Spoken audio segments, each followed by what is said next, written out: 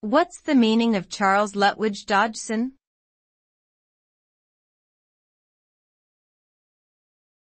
Charles Lutwidge Dodgson.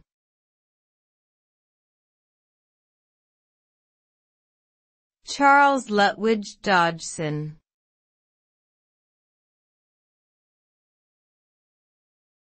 Charles Lutwidge Dodgson.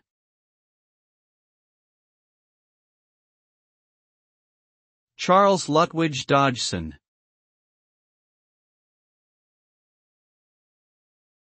Charles Lutwidge Dodgson is the real name of the English author who wrote under the pen name Lewis Carroll.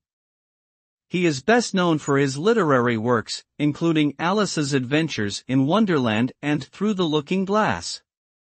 Charles Lutwidge Dodgson was a mathematician, logician, photographer, and Anglican deacon in addition to being an author.